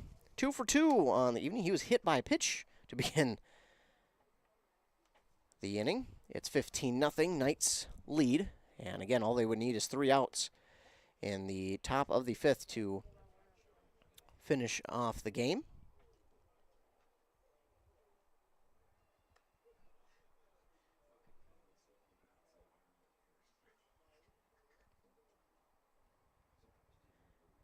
Oh, 1. Osmus gets a piece of that one. That one swung out towards center, and it's, he missed it. That must have just got over his glove. The center fielder not racing after it, and Sean Osmus, he's looking for 3. Osmus into third, a 2-run triple for Sean Osmus.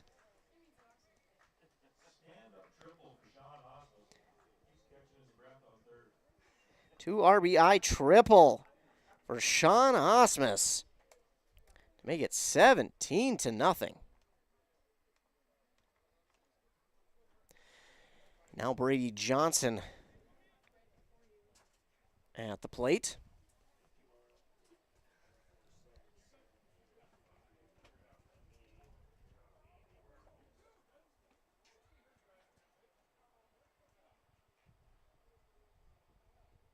Quick combo on the mound between catcher and pitcher.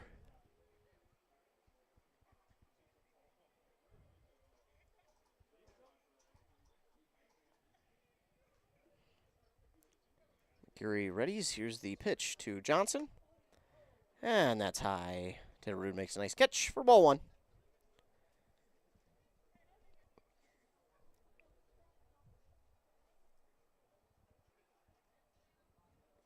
It's high for ball 2.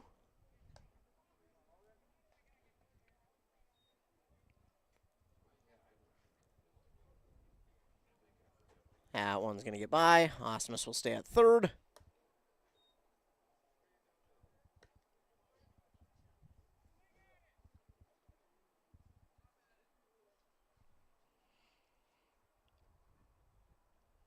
And here's the pitch. And that's ball 4.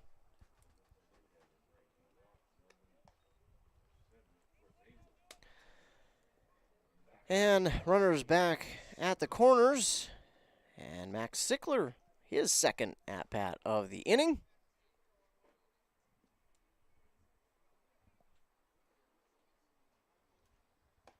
First pitch to him is ball 1. So the Knights lead 17-0 on that Embrace Orthodontic scoreboard. They'll just need 3 outs in the top of the 5th to send us home. As this one's low and bouncing for ball 2.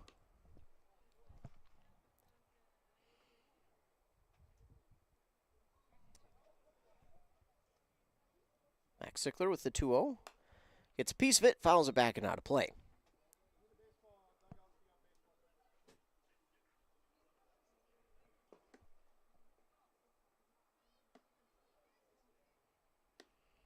So we'll get a few new balls in. And we're back at it. 2-1 for Sickler. Here's the pitch. That's going to be 3 balls and 1 strike.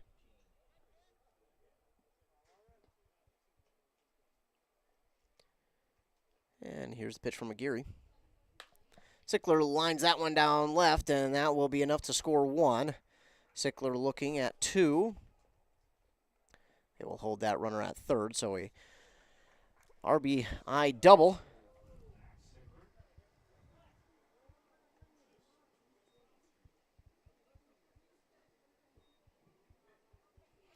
RBI double for Sickler.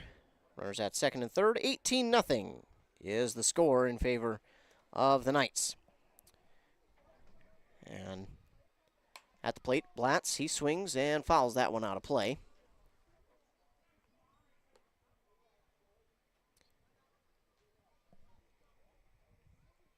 He reached on an error here in the 4th. He swings that one out towards left, and that fielder makes a nice grab out there for out number 3.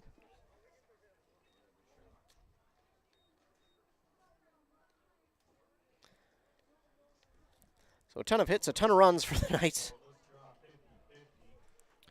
As 5 more hits, 8 more runs cross. And another error there on the side of Ham Lake. Well, we'll only need 3 more outs when we return for the Knights. And then that would do it for the game via the 15-run rule. So the Knights will look for 3 more outs to end the game here. Back after word from our fine sponsors on WCMP. Whoa, they got what you need at the Pine City Freeway Holiday Station Store. Right now, the Pine City Holiday Station Store off 35 has got savings like lots of matzo pizza, buy one, get one free. Ben & Jerry's 2 for $12. Celsius, buy 2, get one free. Any size fountain pop, just 79 cents. Jack's Link Jerky, 2 for $10. And Johnsonville Brats and Dogs, ready to eat, 2 for $4. Open 24/7, 365. They got what you need at the Freeway Holiday Station Store in Pine City.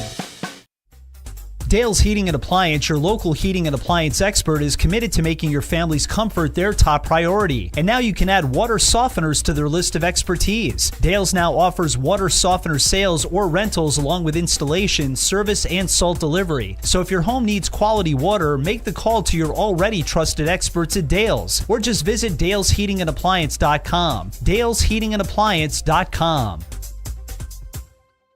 Interested in raising funds for your school or organization? Burnett Dairy Cooperative is now participating in cheese fundraisers. Raise funds by selling cheese to your friends and family and supporting our local farmers. Please call us at 715-689-2053 to find out more. Well, a few changes here for the Knights. And on the mound now for Bryce Harrison is Cody Klein. Kellen Von Ruden behind the plate.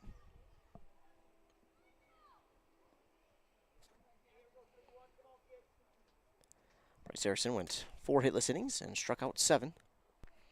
First pitch here to the leadoff man for the Hornets, Jack Hookman, is low for ball 1.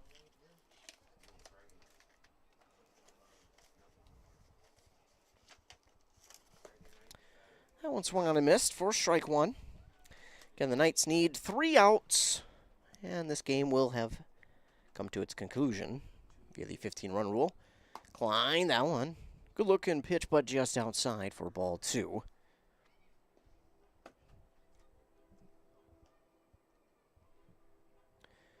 To 1 swung on, hit out towards shallow right. That's going to be a tough play for anybody out there. Jeff Lottie will go out there and make the catch himself for out number 1.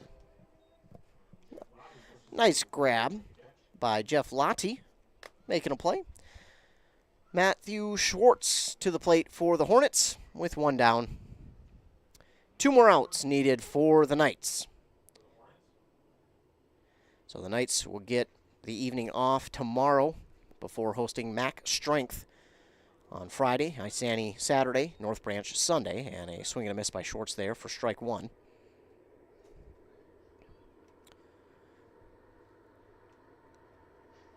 This one swung on and missed as well for strike 2.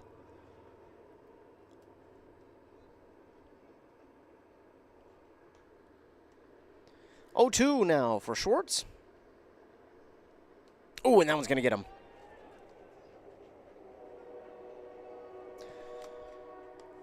So the first base runner of the night for the Hornets after a hit by a pitch.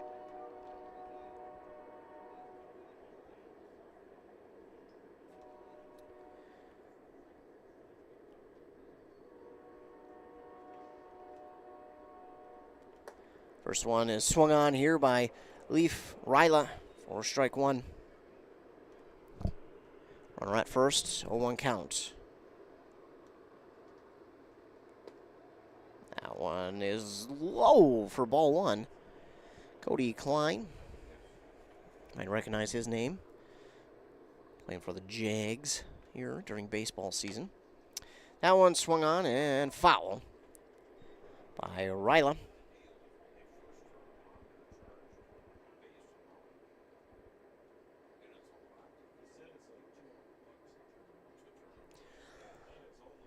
So 1-2 count now for Ryla, runner at first, 1 down. That one's in there for strike 3, and it will get him looking for out number 2, and the Knights need 1 more. So Klein will get the strikeout, and now Jordan Ferraro to the plate, 2 down for the Hornets.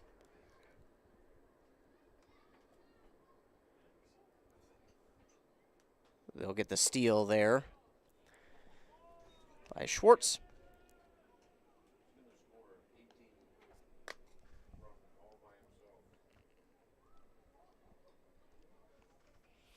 A 1 count for Ferraro. Klein with the pitch. Fouled off.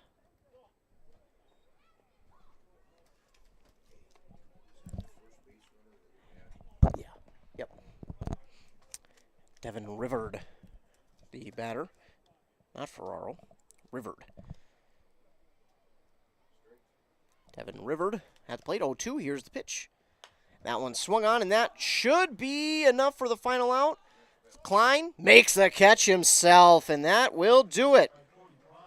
So Cody Klein records the last 2 outs himself. And that will be it. An early night for Hinckley as they get the victory over the Ham Lake Hornets 18-0. A 15-run rule will end us in the 5th. We'll be back after word from our fine sponsors, recap the game. You're listening to Town Ball here on WCMP. Does radio advertising work? It just did. Make it work for you. Contact us at WCMPradio.com.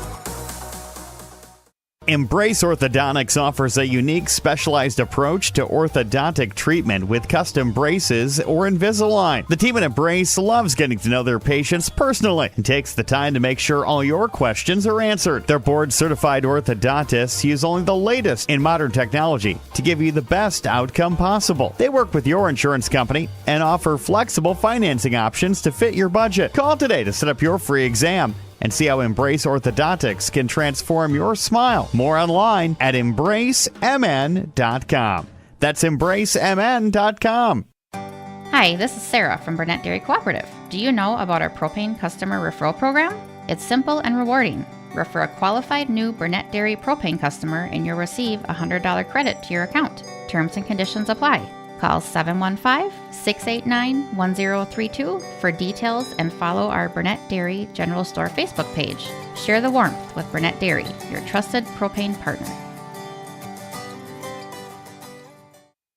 Well, we didn't even need to turn on the lights here this evening. The Knights get the victory 18-0 after 5 innings over the Ham Lake Hornets. They will have the evening off tomorrow, then return here on Friday to host Mac Strength, Saturday Isani, and Sunday the North Branch Nighthawks. Pitching tonight was Bryce Erickson. He started. He went 4 scoreless innings, struck out 7. Klein came in for the last inning.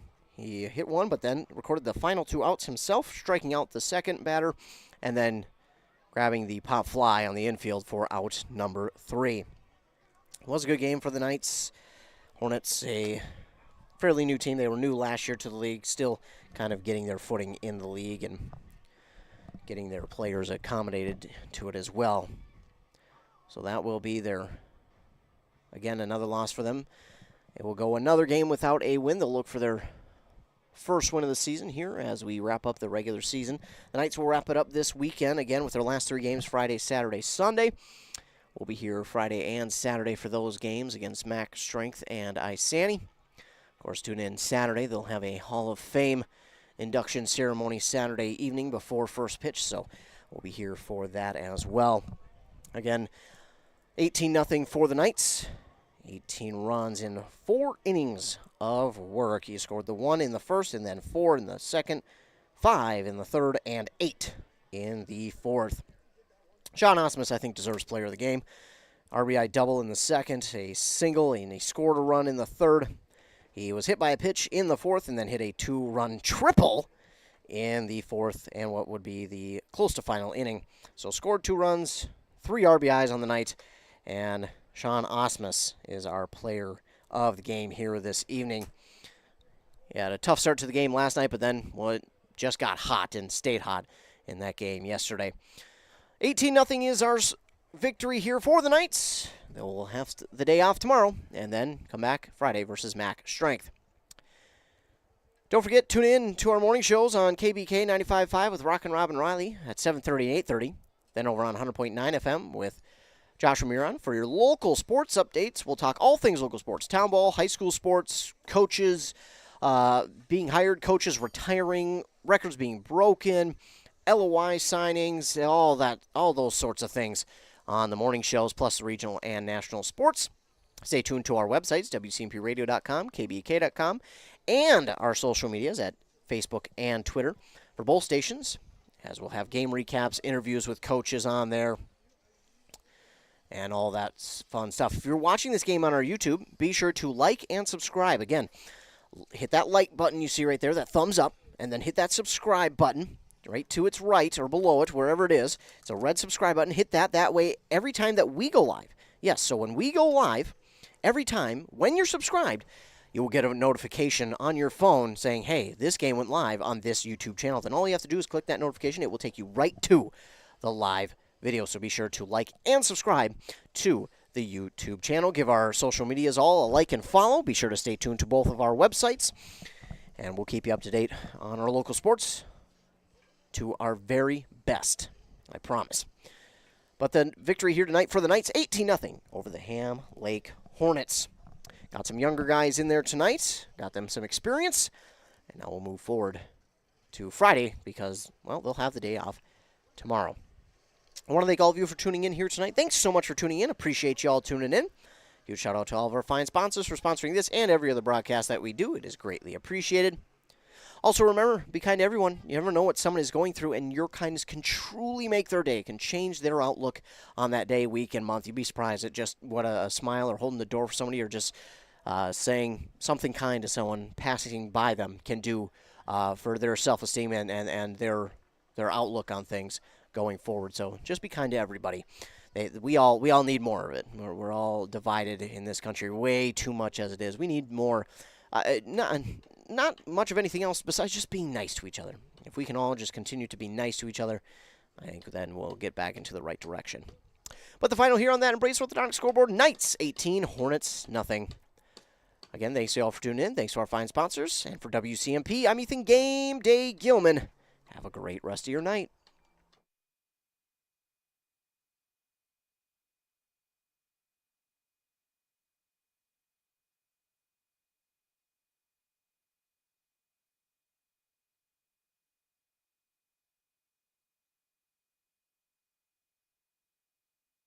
Rest of your night.